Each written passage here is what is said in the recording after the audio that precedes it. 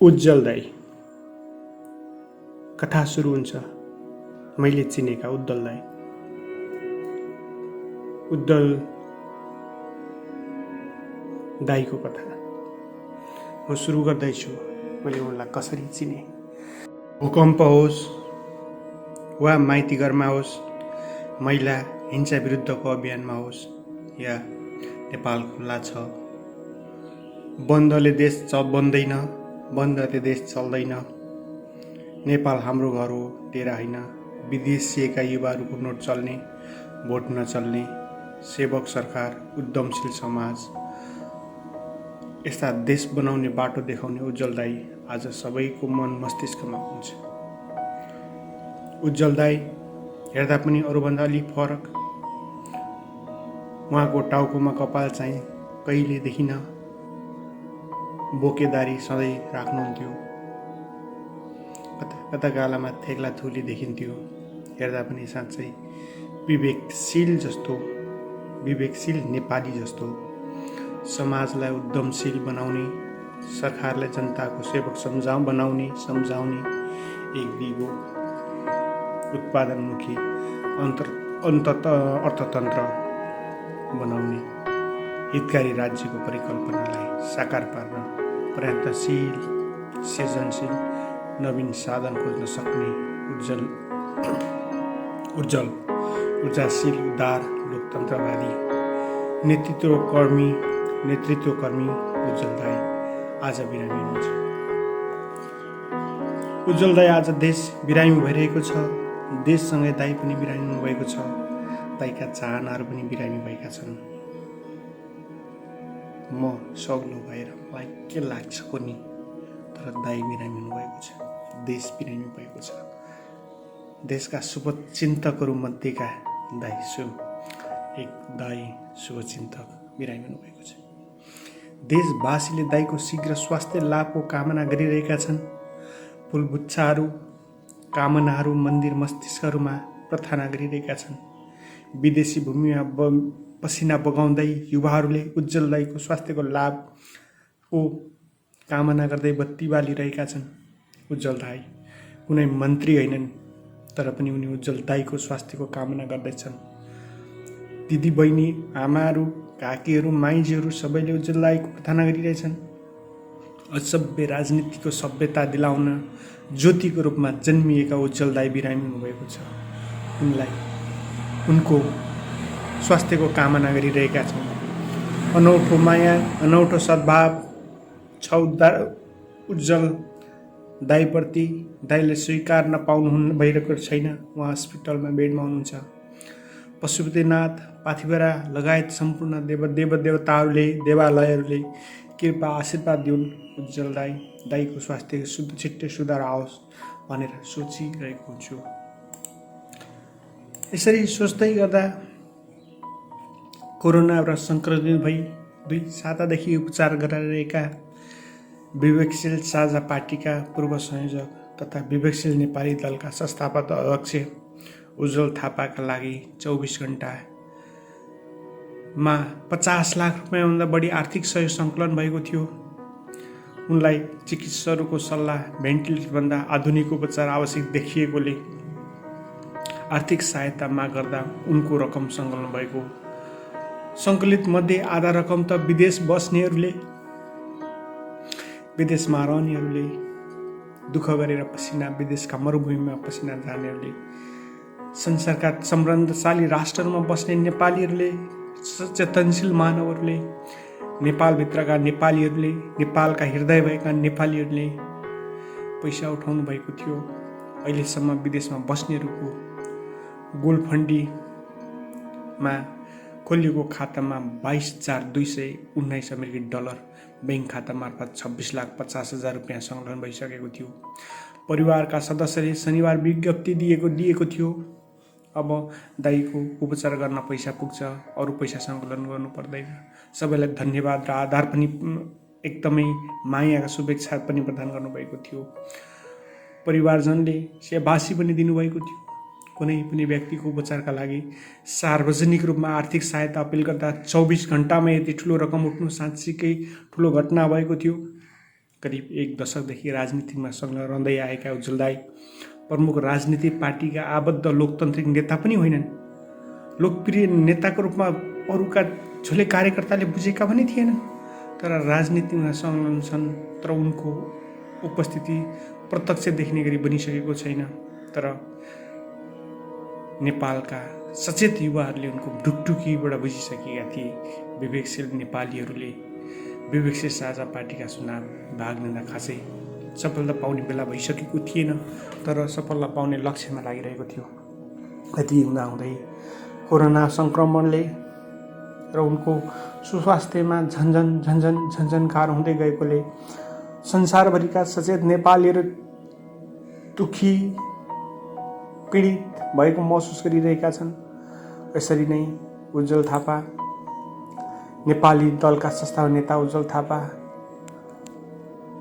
वैकल्पिक युवाहरूको नेतृत्वको लागि अभियान चलाएका 44 वर्षीय थापा उज्जवल दाई कोरोनाको भाइरसबाट सङ्क्रमित भएर काठमाडौँको मेडिसिटी अस्पतालमा उपचाररत थिए। विवेकशील अभियानमा विवेकशील नेपाली दलका संस्थापक उनी हामी सबैका अथक प्रयास र प्रार्थना बावजुद पनि 2078 साल जेठ 18 गते अपराह्न 4:25 बजे हामी बीच रहनु भएन। थापाको परिवारको शुभेच्छाको तर्फबाट हामी भनिरहेका छौँ, उनी हामी बीच रहनु भएन। हामीले भेटेका उज्जवल दाई हामीसँग रहनु भएन। यो साता सामाजिक सञ्जालमा युवा नेतृत्व उज्जवल थापाको स्वास्थ्य स्थिति जनचासोको विषय बनेको थियो। मङ्गलबार मध्याह अस्पतालले निधन घोषणा गर्नु अगाडि नै केही समय अगाडि नै श्रद्धाञ्जली दिन मान्छेले थालिसकेका थिए, किनकि मनका मान्छे थिए उज्जवल दाई। यद्यपि त्यसैको 3 घण्टापछि दिउँसो 4:25 बजे मेडिसिटी अस्पतालमा उज्जवल दाईको निधन भयो। आधिकारिक घोषणा गर्यो। मङ्गलबार साँझ परिवारका र विवेकशील साझा पार्टीका सहकर्मीहरूले उनीहरूलाई थापाको अन्त्येष्टि गरेका थिए। 44 वर्षीय युवा नेता निधनसँगै उनीप्रति श्रद्धा र श्रद्धाञ्जलीको वर्षा हुन थाल्यो।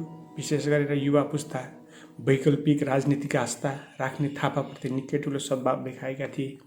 यथा थापाकै परिवार र पार्टी मेडिकल र अन्य कुराहरूको ज्यादै तनाव भइरहेको थियो। एउटा कर्मठ, एउटा वैकल्पिक धारका युवा नेता उज्जवल थापा सम्झिँदा पनि मन कता उज्जवल थापा जीवितै छन् कि भन्ने आभास हुन्छ। उनीप्रति समाजमा उनले दिएको समाजमा सकारात्मक प्रभाव, सामाजिक प्रतिष्ठा र मानिसको नत्र भए जनस्तरमा समेत उनको प्रभाव, राजनीतिक र सामाजिक अभियन्ताको र युवामा प्रभाव पारेका थिए। यिनै गतिविधिले उनले मृत्युपछि ज्यादै ठुलो सद्भाव पाए। उनको मृत्युमा युवा जगत एकदम स्तब्ध भयो। यसरी विभिन्न कुराहरू उनलाई ट्विटरमा डाक्टर बाबुराम भट्टराईले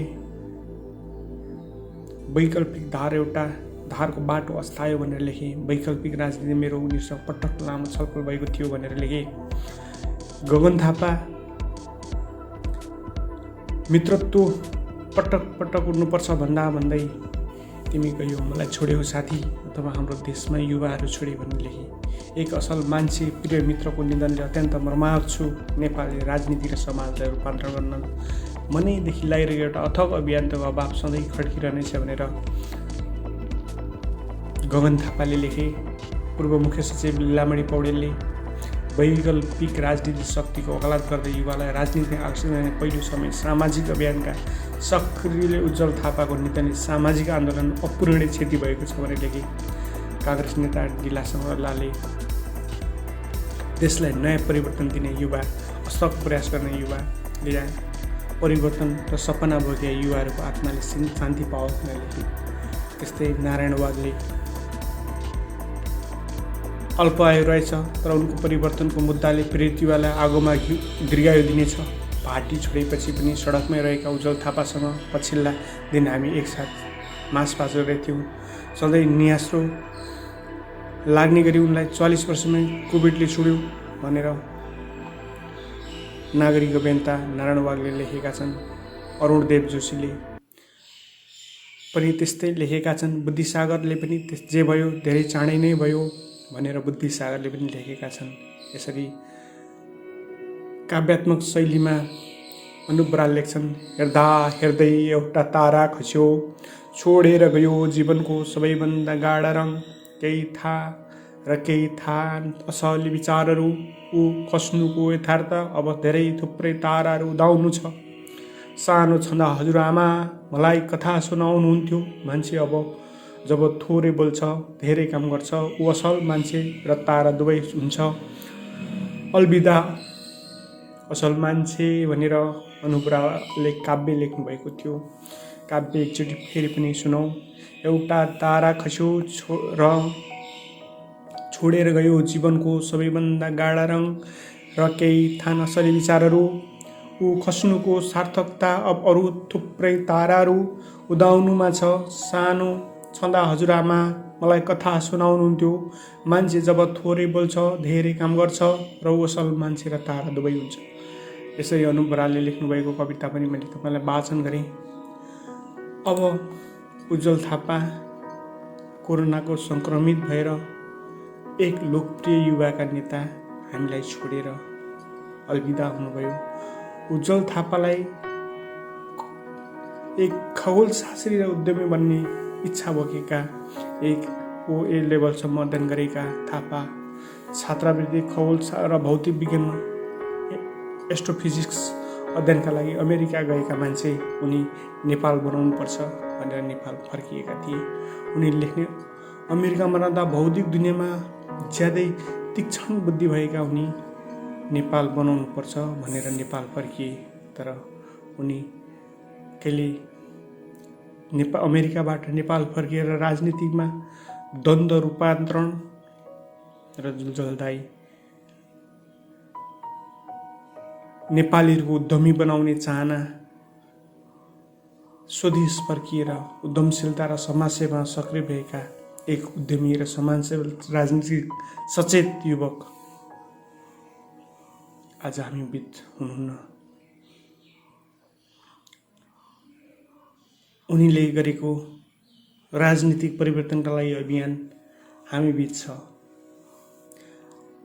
त्यतिखेर यो कुरा सम्झिरहेछु डाक्टर सुरेन्द्र भण्डारी, रविन्द्र मिश्र, त्यस्तै अन्य अभियन्ताहरूलाई उहाँले यो काम जिम्मा दिएर जानुभएको जस्तो लाग्छ।